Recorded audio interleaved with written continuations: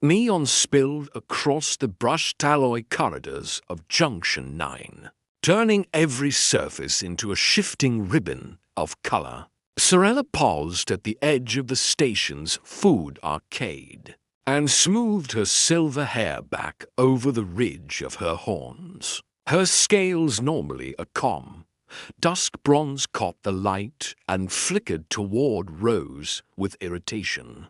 Behind her, Cassilian's voice carried from a table piled with emptied trays and half-finished drinks. Booth 17.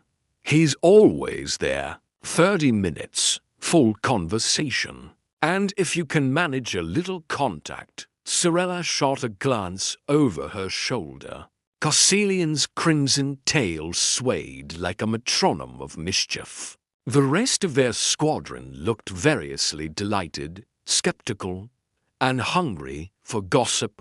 Sorella exhaled through her nose. Last night, after combat drills and too much fermented starfruit, the bed had felt harmless. Academy humans had a reputation, brilliant, rule-obsessed, and painfully dull. They lived in libraries, spoke in equations, and corrected everyone's flight trajectories with the warmth of an inspection report. If anyone embodied that stereotype, it was supposed to be Oliver Brennan. She found Booth 17 easily. A human sat alone, hunched over a slate-thin tablet, his hair stuck up in defiant tufts, and a pair of transparent lenses balanced on his nose. A cup of dark liquid steamed beside his elbow. Forgotten. He didn't look intimidating. He looked concentrated, like the universe might collapse if he blinked at the wrong moment. Sorella stepped closer. Is this seat occupied? He looked up, and for a heartbeat his expression emptied like a system rebooting. Then color climbed his neck. I know. I mean yes. I mean, he swallowed and tried again, carefully. The seat is not occupied. You're welcome to it. Sorella slid into the booth opposite him, folding her wings tight. The air here felt oddly warm, more than the rest of the arcade. She blamed the vents. I'm Sorella. She extended her hand, using the human greeting she'd studied for xenoculture credit. 3rd year xenobiology. He took her hand briefly. His skin was startlingly hot compared to her cooler scales. Oliver, 3rd year theoretical xenophysics. Minor in comparative biology. His grip trembled before he let go. Sorella felt a small, guilty spark of satisfaction. So the human wasn't immune to nerves after all. Theoretical xenophysics, she repeated, putting on her most polite interest. That sounds fascinating. To her surprise, his face lit as if she'd flipped a switch. It is. We're getting closer to mapping how different nervous systems interpret boundary layer dimensions. Light dragonites, for instance, perceive thermal gradients across for distinct spectral bands. Your ancestors developed it on volcanic worlds, where ash blocks standard vision. Sorella blinked. Her prepared small talk died. That's not common knowledge, she said slowly. Even among dragonites. He froze. Enthusiasm collapsing into immediate embarrassment. Right, sorry. That sounded intrusive. I read Valassian's dissertation on early draconite evolution and the hunting adaptations of. He winced. I realize saying, I read your people's evolutionary history for fun is weird. She studied him. The warmth at the booth seemed to increase, though his hands were steadying now, fingers curling around the edge of his tablet as if it anchored him. You read dissertations. Sorella said, genuinely curious, for entertainment, for understanding. He corrected, then grimaced at himself. But yes, I enjoy them. Is that terrible? Sorella surprised herself with a small laugh. I once spent a rest cycle reading about human immune systems. His eyes widened with delighted disbelief. You did? What did you think about the redundant pathogen response? Sorella leaned forward despite herself, her competitive instinct replacing the performance she'd planned. Everyone calls it inefficient, but it's not. Your body declares war on everything unfamiliar, then remembers it forever. It's elegant, terrifying, but elegant. They stared at each other. A quiet moment of mutual recognition that felt heavier than it should. Then Oliver's expression shifted, sharper, guarded. Can I ask you something? He said carefully. Why did you really sit here? Sorella's scales warmed, betraying her. A deep pink rippled across her collarbones. Oh, he breathed. Understanding tightened his features. It's a bet. The disappointment in his voice landed harder than she expected. Sorella started. It's fine, he said too quickly, already reaching for his tablet and bag. I get it. The boring human in the corner. Easy target. I'll go. He rose, without thinking. Sorella caught his wrist. The instant her scales touched his skin, the air spiked with heat. It wasn't painful, just sudden, like standing too close to an engine core. Tiny sparks flickered between their hands, blue-white and silent. Both of them jerked back. What was that? Sorella whispered, wings twitching wide before she forced them still. Oliver stared at his hand as if it had betrayed him, then snatched his tablet and began pulling up data with frantic precision. Bioelectric field alignment. He muttered, No, that can't be right. Sorella's throat went dry. Alignment. He swallowed, cheeks bright. It's a documented phenomenon in a tiny fraction of interspecies pairs. Neural rhythms synchronize, the fields overlap. Sometimes it produces thermal byproducts, and he gestured helplessly at the residual sparks, dissipating in the air. Around them, conversations had stopped. Cadets stared, a few recorded with wrist cams. Carcelian looked as if she'd swallowed a comet. Sorella opened her mouth to say anything when the lights abruptly cut. The arcade plunged into darkness. A heartbeat later, emergency strips along the floor flared icy blue. Somewhere, deeper in the station, a heavy hum shifted pitch, like machinery groaning awake. Oliver's tablet cast a pale glow on his face. That's not good, he said. Already scanning station diagrams, a muffled boom shuddered through the deck. Trays slid. Someone screamed. A distant alarm began to wail. Overhead, a voice crackled through the comm system.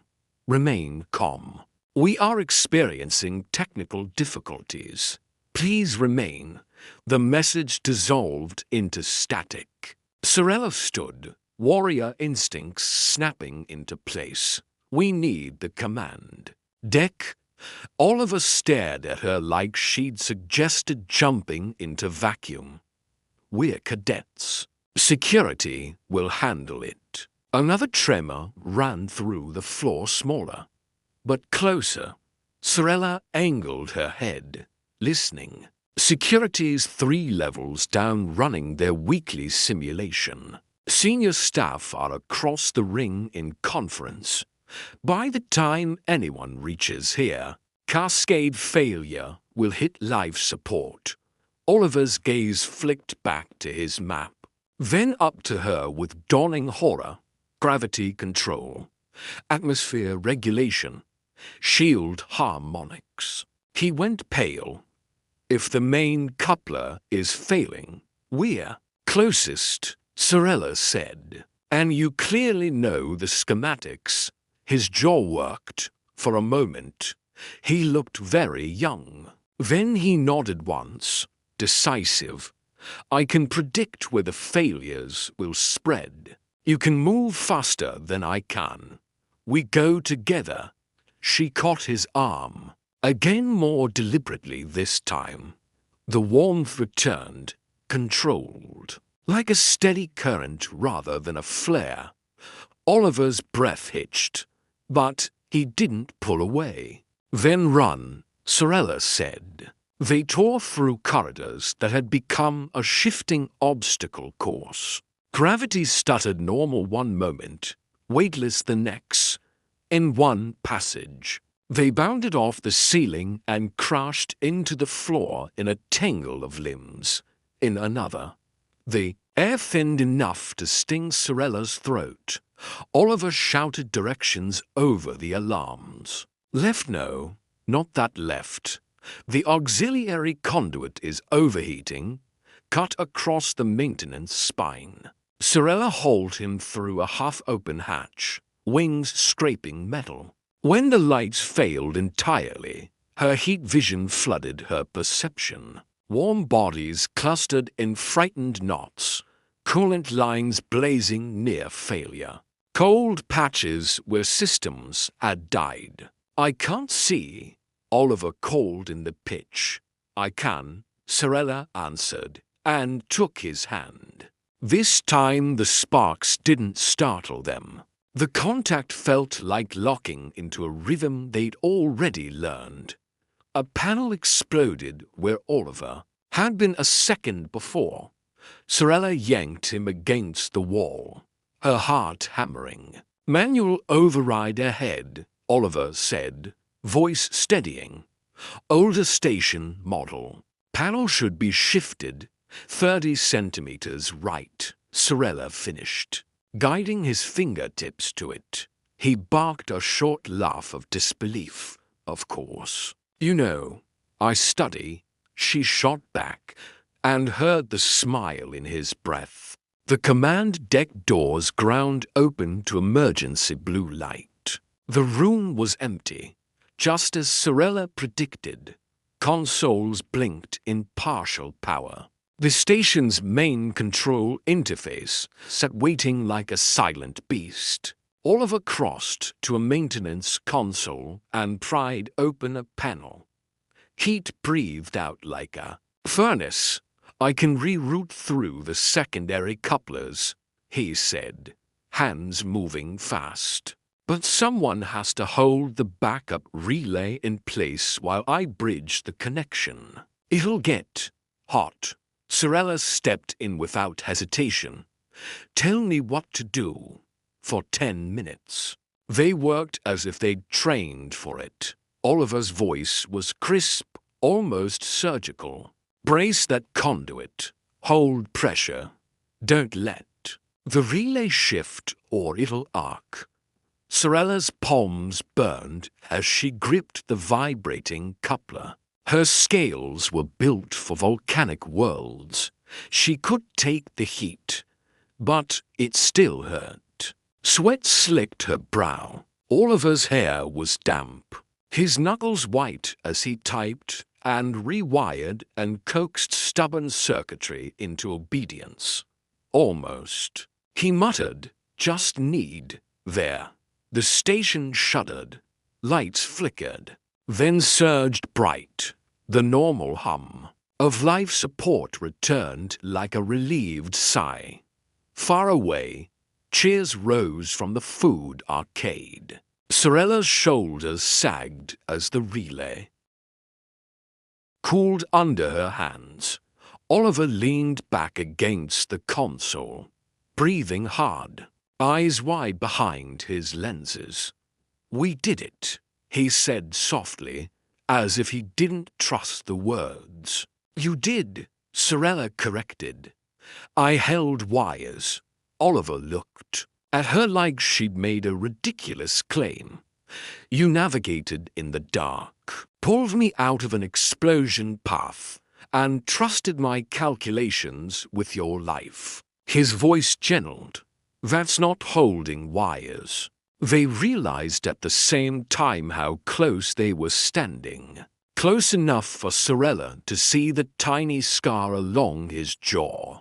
Close enough to feel that steady warmth between them. No longer an accident, but a presence.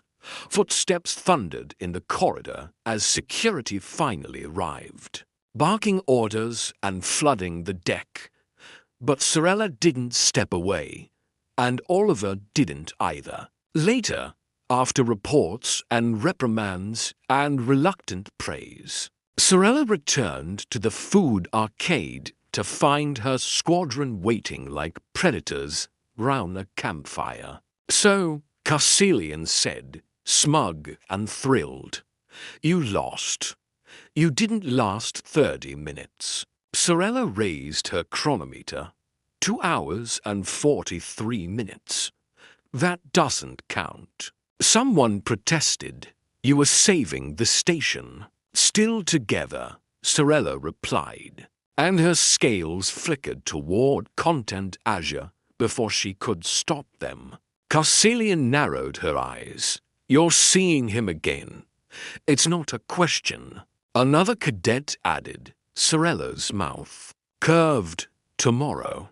Oliver asked her to dinner that night, carefully phrased as continuing an interrupted conversation.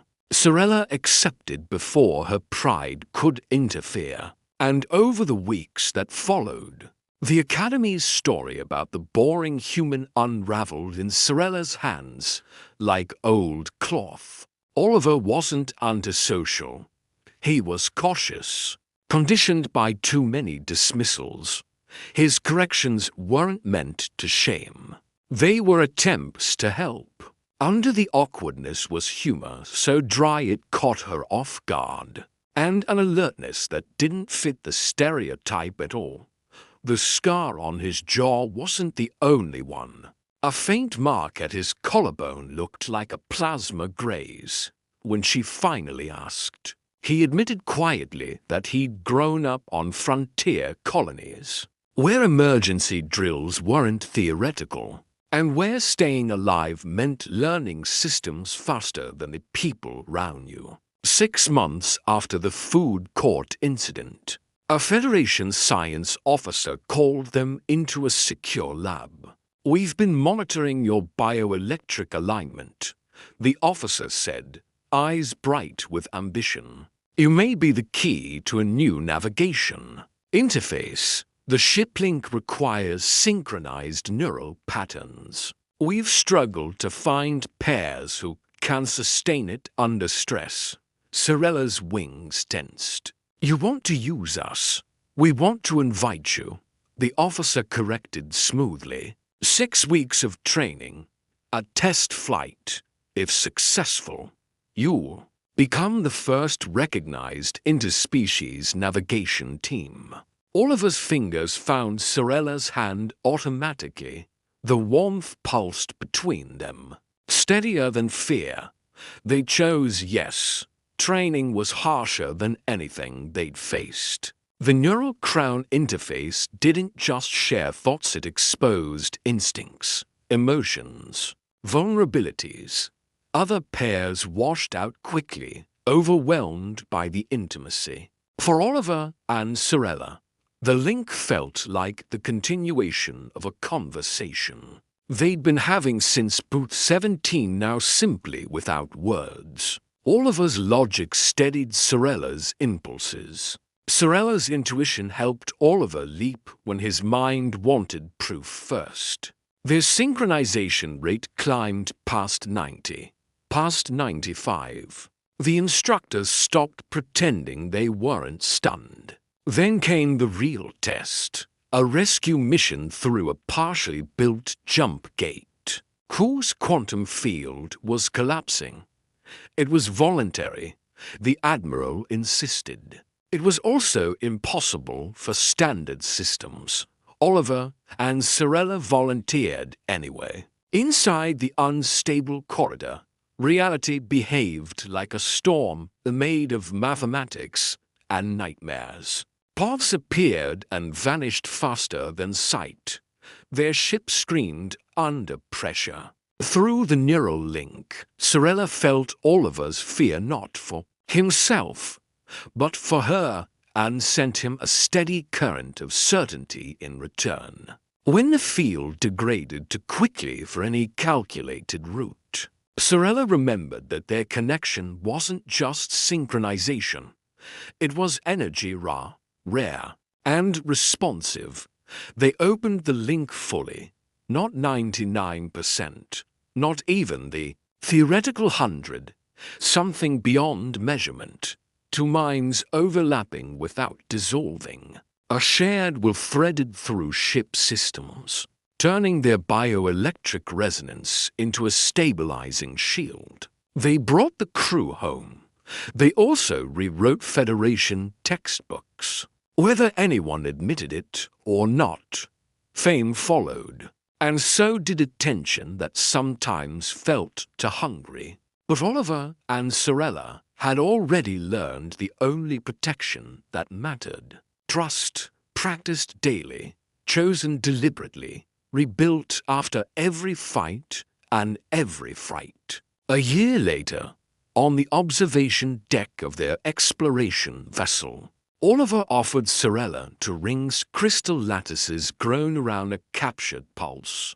Of their shared energy, glowing softly like a contained sunrise, "We're already linked," he said, voice trembling the way it had the first time she touched his wrist. "But I want a ceremony anyway. Something that says we choose this. Publicly, privately, always." Sorella slid the ring onto her finger. Warmth settled into her scales like belonging. "Yes," she said, and meant it in every language her heart knew. They became instructors later, when their bodies finally tired of emergency alarms and quantum storms. Their first lesson to new cadets was simple.